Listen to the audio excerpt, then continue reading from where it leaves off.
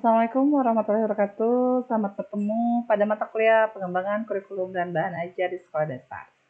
Dengan saya, Ayu Fitri, dosen program studi pendidikan guru sekolah dasar Universitas Buana Perjuangan Karawang. Untuk materi kali ini, kita akan belajar tentang sejarah perkembangan kurikulum di Indonesia. Sebelum kegiatan ini dimulai, mari kita membaca basmalah bersama-sama. Bismillahirrahmanirrahim. Sejarah perkembangan kurikulum di Indonesia. Kurikulum tahun 1947. Saat itu diberi nama Reksadana Pelajaran 1947.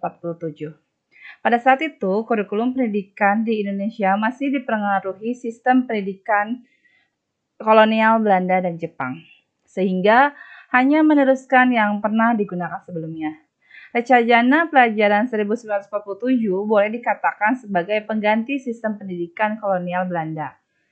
Karena suasana kehidupan berbangsa saat itu masih dalam semangat juang merebut kemerdekaan, maka pendidikan sebagai development conformism bertujuan untuk membentuk karakter manusia Indonesia yang merdeka dan berdaulat dan sejajar dengan bangsa lain di muka bumi ini. Ciri-ciri kurikulum 1947, sifat kurikulum separatif subjek kurikulum. Menteri Pendidikan dan Pengajaran saat itu, Mr. Suwandi, menggunakan bahasa Indonesia sebagai bahasa pengantar di sekolah. Jumlah mata pelajaran sekolah rakyat 16 bidang studi, SMP 17 bidang studi, dan SMA jurusan B 19 bidang studi. Tidak menitik beratkan pada pendidikan pemikiran kognitif, lebih menekankan pada pendidikan karakter, kesadaran bernegara dan bermasyarakat. Kelebihan kurikulum 1947, yang pertama, mencerminkan kesadaran sebagai bangsa yang berdaulat dan mendudukkan pendidikan sebagai faktor penting dalam memperkokoh berdirinya negara Indonesia melalui persatuan dan kesatuan untuk mengusir penjajah. Yang kedua, memiliki fungsi strategis dalam mempersatukan bangsa Indonesia melalui pendidikan. Yang ketiga, kurikulum 1947 mengadopsi dari pengalaman pendidikan Indonesia yang telah lalu di masa penjajah, sehingga memudahkan dalam menyusunnya.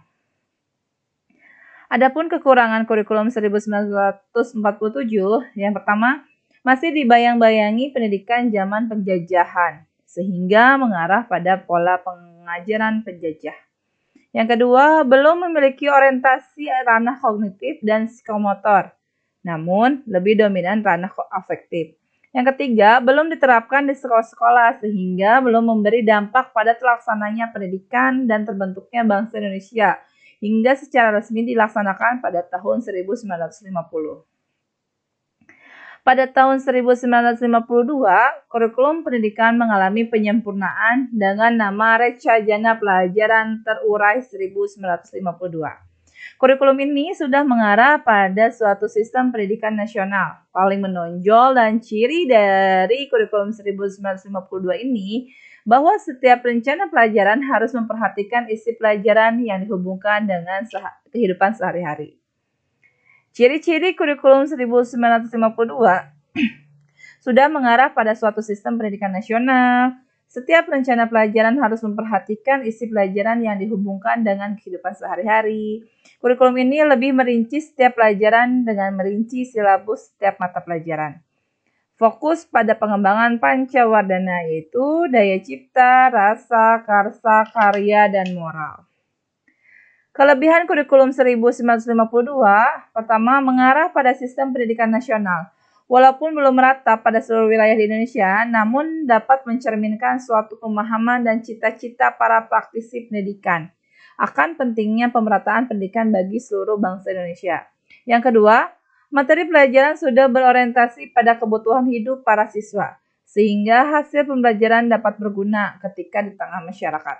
Karena setiap guru mengajar satu pelajaran, maka memiliki keuntungan untuk lebih menguasai bidang pengajarannya dengan lebih baik daripada pengajaran berbagai mata pelajaran. Kelemahan kurikulum 1952, yang pertama baru mengarah pada sistem pendidikan nasional, maka belum mampu menjangkau seluruh wilayah Indonesia. Yang kedua, materi pelajaran belum berorientasi masa depan, karena yang diajarkan berorientasi kebutuhan untuk hidup di masyarakat saat itu. Dengan demikian, belum memiliki visi kebutuhan di masa datang. Yang ketiga, kurang membangkitkan kreativitas dan inovasi guru, karena setiap mata pelajaran sudah terinci dalam rencana pelajaran terurai.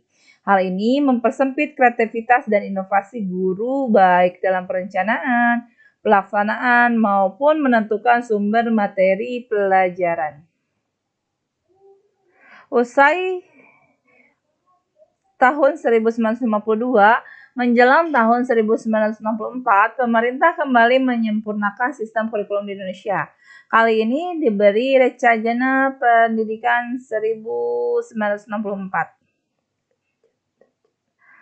Pokok-pokok pikiran kurikulum 1964 yang menjadi ciri dari kurikulum ini adalah bahwa pemerintah mempunyai keinginan agar rakyat mendapat pengetahuan akademik untuk pembekalan pada jenjang SD, sehingga pembelajaran dipusatkan pada program Pancawardhana yang meliputi pengembangan daya cipta, rasa, karsa, karya, dan moral. Ciri-ciri kurikulum 1964. Pemerintah mempunyai keinginan agar rakyat mendapat pengetahuan akademik untuk pembekalan pada jenjang SD. Pembelajaran dipusatkan untuk mengembangkan moral, kecerdasan, emosional, keterampilan, dan jasmani. Kelebihan kurikulum 1964, yang pertama sudah mengembangkan ranah kognitif, afektif, dan psikomotor. Ranah kognitif merupakan kemampuan pada segi keilmuan, ranah afektif merupakan kemampuan pada segi sikap, dan psikomotor merupakan kemampuan pada segi keterampilan, di mana ketiganya merupakan faktor penting dalam pembentukan kepribadian manusia, telah menjadi prioritas dalam kurikulum ini. Yang kedua, mengupayakan pengembangan potensi peserta didik sebagai pangkal dari kemampuan seseorang untuk melakukan tindak lanjut dengan segala kreativitas dan inovasi. Maka dengan kurikulum ini telah menganggap setiap manusia memiliki potensi yang berbeda-beda. Yang ketiga, pendidikan bersifat praktis sehingga pembelajaran di sekolah akan memiliki kegunaan dalam kehidupan peserta didik. Kelebihan kurikulum 1964, yang pertama, kurikulum ini dipergunakan hanya pada tingkat sekolah dasar dan belum mencakup sekolah lanjutan dan perguruan tinggi. Yang kedua, dalam perjalanan kurikulum ini terganggu oleh adanya manipolitik yang mengarahkan pendidikan Indonesia untuk membentuk manusia sosialis Indonesia dengan menomorduakan kehidupan pribadi. Yang ketiga, terkesan masih diwarnai oleh kepentingan-kepentingan tertentu yang cenderung mengakomodir sistem-sistem yang belum sejalan dengan jiwa Undang-Undang 1945. Yang keempat, karena pendidikan diwarnai oleh kepentingan-kepentingan kelompok, menjadi kurikulum ini dimaknai sebagai alat untuk membantu kepentingan-kepentingan tertentu. Yang kelima, kurikulum ini belum integratif terhadap pengembangan budaya dan pengembangan persatuan dan kesatuan nasional. Kurikulum 1968 merupakan pembaharuan dari kurikulum 1964, yaitu diberlakukan perubahan struktur kurikulum dari pendidikan Pancawardhana menjadi pembinaan jiwa Pancasila, pengetahuan dasar, dan kecakapan khusus. Kurikulum 1968 ditandai dengan pendekatan pengorganisasian materi pelajaran dengan pengelompokan suatu pelajaran yang berbeda, yang dilakukan secara korelasional, yaitu mata pelajaran yang satu dikorelasikan dengan mata pelajaran yang lain, walaupun batas demarkasi antar mata pelajaran masih terlihat jelas. Dasar kurikulum 1968 adalah TAP MPRS nomor 27 MPRS 1996 tentang agama, pendidikan, dan kebudayaan. Dari segi tujuan pendidikan, kurikulum 1968 bertujuan bahwa pendidikan ditekankan pada upaya untuk membentuk manusia Pancasila sejati, kuat, sehat, jasmani, tinggi kecerdasan dan keterampilan jasmani, moral, budi pekerti, dan keyakinan beragama. Isi pendidikannya diarahkan pada kegiatan mempertinggi kecerdasan dan keterampilan, serta mengembangkan fisik yang sehat dan kuat. Ciri-ciri kurikulum 1968, Menteri Pendidikan dan Kebudayaan adalah Mazhuri Saleh. Kurikulumnya bersifat correlated subject kurikulum. Jumlah mata pelajaran untuk SD berjumlah 10 bidang studi, SMP 18 bidang studi, SMA jurusan A 18 bidang studi, SMA jurusan B 20 bidang studi, SMA jurusan C 19 bidang studi. Jurusan SMA dilakukan di kelas 2 dan disederhanakan menjadi 2 jurusan, yaitu Sastra Sosial Budaya dan Sastra Sosial Budaya dan Ilmu Pasti Pengetahuan Alam, itu PASPAL. Kurikulum 1968 menekankan pendekatan organisasi materi pelajaran, kelompok pembinaan Pancasila, pengetahuan dasar, dan kecakapan khusus jumlah pelajaran. Muatan materi pelajaran bersifat teoritis, tak mungkin dengan permasalahan faktual di lapangan. Titik beratnya pada materi apa saja yang tepat diberikan kepada siswa di setiap jenjang pendidikan. Kelebihan kurikulum 1968 dibuat untuk menjadi pedoman penyelenggaraan pendidikan secara nasional. Namun, penerapannya di sekolah diberikan kebebasan menuntut situasi dan kondisi daerah atau sekolah yang bersangkutan. Kurikulum 1968 telah dikembangkan dalam suasana otonomi, di mana semua komponen kurikulum dilaksanakan oleh sekolah. Kelebihan selanjutnya, sistem pendidikan pembelajaran di ruangan kelas diserahkan kepada masing-masing guru yang penting tujuan pendidikan dapat tercapai. Keempat, bertujuan pada pembentukan manusia Pancasila sejati. Kelima, struktur pendidikan dari Pancawardhana menjadi pembinaan jiwa Pancasila, pengetahuan dasar, dan kecakapan khusus. Adapun kelemahan kurikulum 1968, yang pertama, walau sudah ada pembelajaran keterampilan, namun pada prakteknya kurikulum ini masih kurang. Yang kedua, kurikulum ini tidak mengadopsi kebutuhan masyarakat, sehingga pembelajaran di sekolah tidak memenuhi kebutuhan real dalam kehidupan anak. Yang ketiga, hanya muatan mata pelajaran pokok saja. Yang keempat, muatan materi pelajaran bersifat teoritis dan belum terikat erat dengan keadaan nyata dalam lingkungan sekitar. Kurikulum 1975 menekankan pada tujuan agar pendidikan lebih efisien dan efektif. Metode, materi, dan tujuan pengajaran dirinci dalam prosedur pengembangan sistem instruksional PPSI. Ciri-ciri kurikulum 1975. Yang pertama, sifat kurikulum Integrated Curriculum Organization. Jumlah mata pelajaran berdasarkan tingkat SD mempunyai struktur program yang terdiri dari 9 bidang studi, termasuk mata pelajaran PSPB. Pelajaran ilmu alam dan ilmu hayati digabungkan menjadi satu dengan nama ilmu pengetahuan alam. Pelajaran ilmu azaba dan ilmu ukur digabungkan menjadi satu dengan nama matematika. Jumlah mata pelajaran di SMP dan SMA menjadi 11 bidang studi.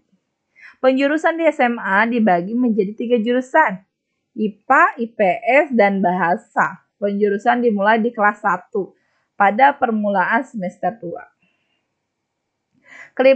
Kelebihan kurikulum 1975 mengarah pada pembentukan tingkah laku siswa, relevan dengan kebutuhan masyarakat, berorientasi pada tujuan, menggunakan pendekatan psikolog, dan menekankan efektivitas dan efisiensi.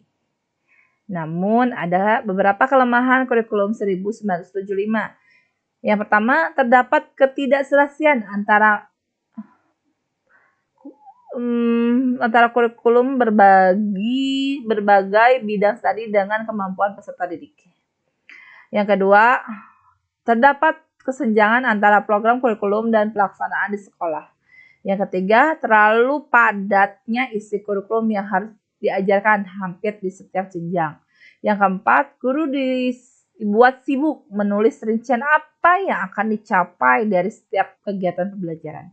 Yang kelima, pada kurikulum ini menekankan pada pencapaian tujuan pendidikan secara sentralistik, sehingga kurang memberi peluang untuk perkembangan potensi daerah. Setelah kurikulum 1975, kurikulum ini menjadi kurikulum 1984 namun disebut dengan kurikulum 1975 yang disempurnakan.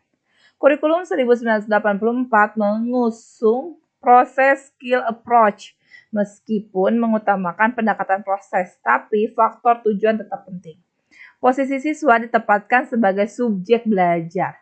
Dari mengamati sesuatu, mengelompokkan, mendiskusikan, sehingga melaporkan. Model ini disebut CBSA. Cul budak sina anteng. Oh, bukan. Cara belajar siswa aktif atau student active learning. Nah, student active learning saat itu tuh adanya di kurikulum 1975 ya. Mulainya. Ciri-ciri kurikulum 1980 ini sifat kurikulumnya konten based kurikulum. Program mata pelajaran mencakup 11 bidang studi. Jumlah mata pelajaran di SMP 11 bidang studi. Jumlah mata pelajaran di SMA 15 bidang studi untuk program inti dan 4 bidang program pilihan. Penjurusan di SMA dibagi 5 jurusan, yaitu ilmu fisika, ilmu biologi, ilmu sosial, ilmu budaya, dan ilmu agama. Kelebihan kurikulum 1984, kurikulum ini membuat materi dan metode yang disebut secara rinci sehingga guru dan siswa mudah dalam melaksanakannya. Prakarsa siswa dapat lebih dalam kegiatan belajar yang ditunjukkan melalui keberanian memberikan pendapat.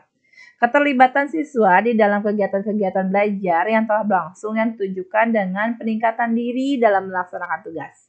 Kualitas interaksi antara siswa sangat tinggi, baik intelektual maupun sosial. Anak dapat belajar dari pengalaman langsung, serta memasyarakatkan keterampilan berdiskusi yang diperlukan dengan berpartisipasi secara aktif.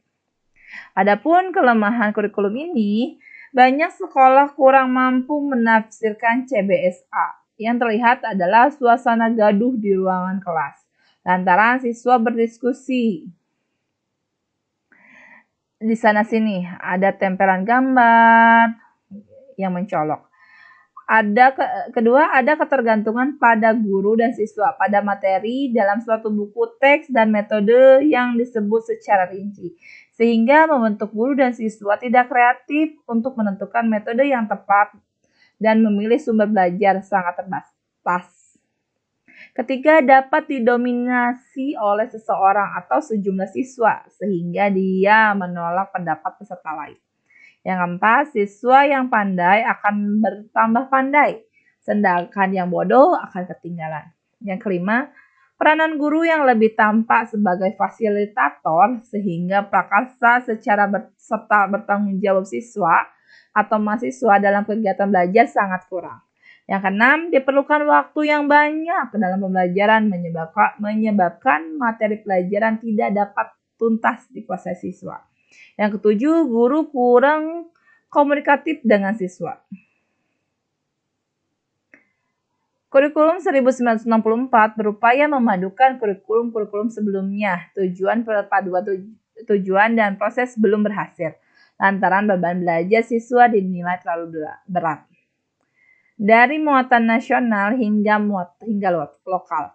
Materi muatan lokal disesuaikan dengan kebutuhan daerah masing-masing. Misalnya bahasa daerah, kesenian, keterampilan daerah. Kejatuhan rezim Soeharto pada saat itu pada tahun 1998 diikuti kehadiran suplemen kurikulum 1999, tapi perubahannya itu lebih pada menampal sejumlah materi. Ciri-ciri kurikulum 1994, yang pertama sifat kurikulumnya subjective based kurikulum. Nama SMP dan SLTP kejuruan diganti menjadi SLTP. Sekolah lanjutan tingkat pertama. Mata pelajaran PSBP dan keterampilan ditiadakan. Program pengarahan SD dan SLTP disusun dalam 13 mata pelajaran. Nama SMA diganti menjadi SMU. Program pengajaran di SMU disusun dalam 10 mata pelajaran.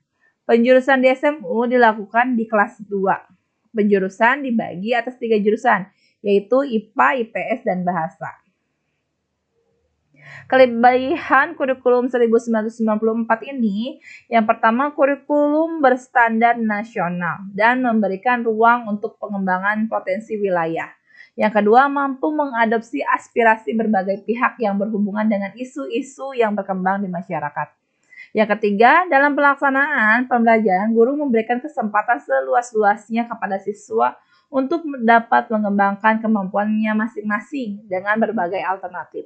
Yang keempat, terdapat keserasian antara teori dan praktek sehingga mengembangkan ketiga ranah, yaitu kognitif, afektif, dan psikomotor. Adapun kelemahan kurikulum 1994, yang pertama, kritik bertebaran lantaran beban belajar siswa dinilai terlalu berat.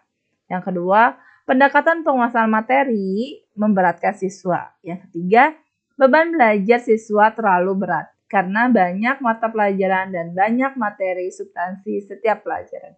Yang keempat, materi pelajaran dianggap terlalu sukar karena kurang relevan dengan tingkat perkembangan berpikir siswa dan kurang bermakna karena kurang terkait dengan aplikasi kehidupan sehari-hari. Yang kelima, kurikulum pendidikan agama tahun 1994 juga lebih menekankan materi pokok dan lebih bersifat memaksa target bahan. Setelah selanjutnya kurikulum 2004 atau yang dibilang kurikulum berbasis kompetensi. Kurikulum 1964 berupaya memadukan kurikulum sebelumnya, tujuan perpaduan tujuan dan proses belum berhasil lantaran beban belajar siswa dinilai terlalu berat. Dari muatan nasional hingga lokal.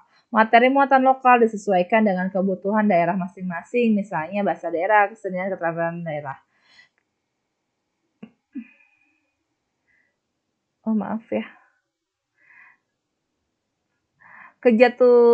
Selanjutnya, ciri-ciri kurikulum 2004, sifat kurikulum kompetensi based kurikulum. Penyebutan SLTP menjadi SMA, penyebutan SMU menjadi SMA. Program pengajaran di SD disusun dalam 7 mata pelajaran, program pengajaran di SMP disusun dalam 11 mata pelajaran, program di SMA disusun dalam 17 mata pelajaran. Penjurusan di SMA dilakukan di kelas 2. Penjurusan dibagi atas 3 jurusan, yaitu ilmu alam, ilmu sosial, dan ilmu bahasa. Kelebihan kurikulum 2004, yang pertama, pendidikan berbasis kompetensi pada pengembangan kemampuan untuk melakukan kompetensi tugas-tugas tertentu sesuai dengan standar performance yang telah ditetapkan sebagai upaya mempersiapkan kemampuan individu. Yang kedua, sejalan dengan visi pendidikan yang mengarahkan pada 2 pengembangan, yaitu untuk memenuhi kebutuhan masa kini dan kebutuhan masa datang. Yang ketiga, kompetensi dalam kurikulum ini mencakup lengkap meliputi kemampuan melakukan segala sesuatu dalam berbagai konteks. Kompetensi menjelaskan pengalaman belajar, kompetensi hasil belajar, kompetensi yang dihasilkan terukur. Kelemahan kurikulum 2004 ini, beban belajar siswa dinilai terlalu berat. Berbagai kepentingan kelompok masyarakat juga mendesak agar isu-isu tertentu masuk dalam kurikulum.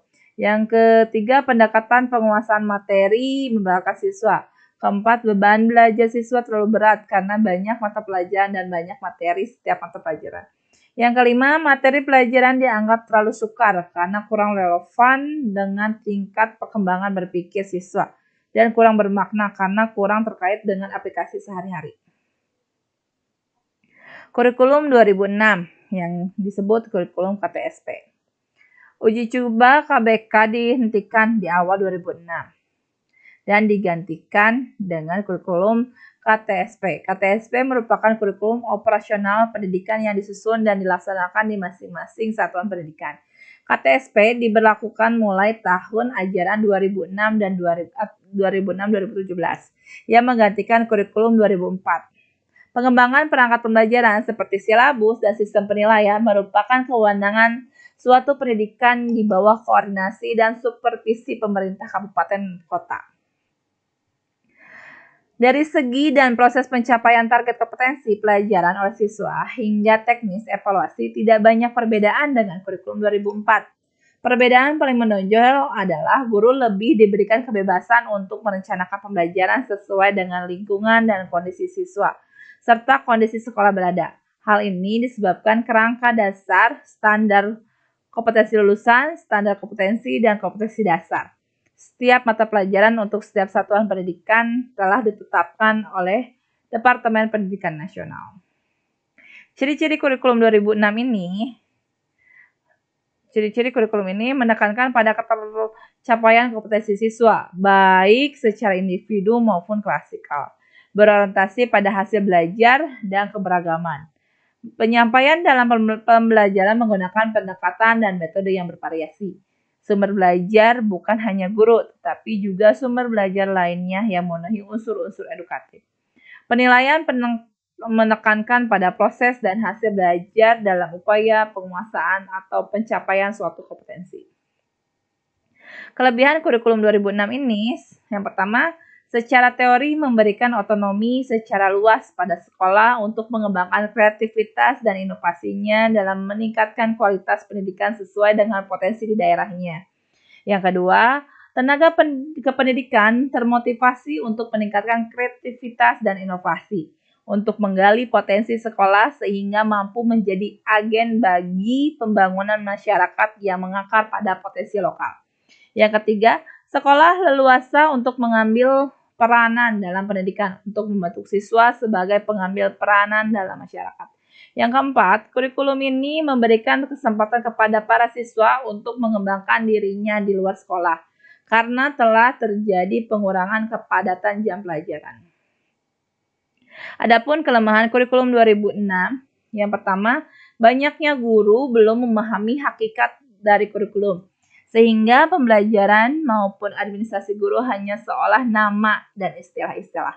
Yang kedua, belum ada kemampuan dari kalangan penyelenggara pendidikan sehingga memungkinkan adanya copy-paste kurikulum yang sekedar memenuhi persyaratan administrasi dan aplikasinya pun masih tidak sesuai dengan yang dikehendaki.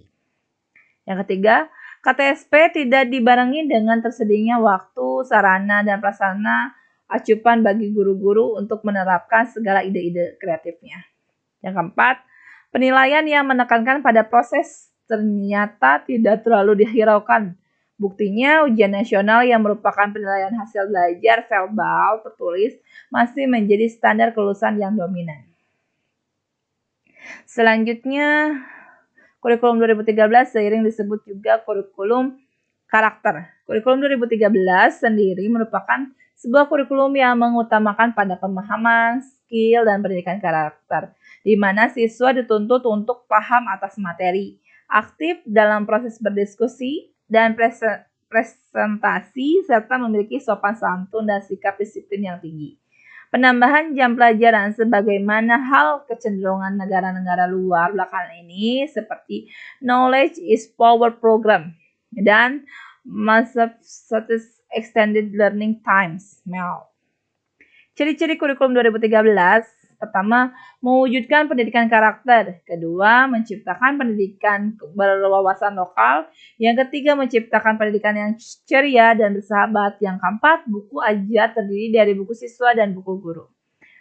Kelebihan kurikulum 2013, yang pertama, relevan dengan kompetensi yang dibutuhkan. Yang kedua, materi esensial dan sesuai dengan perkembangan anak. Yang ketiga, berpusat pada peserta didik, student center active learning. Yang keempat, sifat pembelajaran yang kontekstual. Yang kelima, buku teks memuat materi dan proses pembelajaran, sistem penilaian, serta kompetensi yang diharapkan. Adapun kelemahan kurikulum 2013, satu, pemerintah seolah melihat semua guru dan siswa memiliki kapasitas yang sama dalam kurikulum 2013.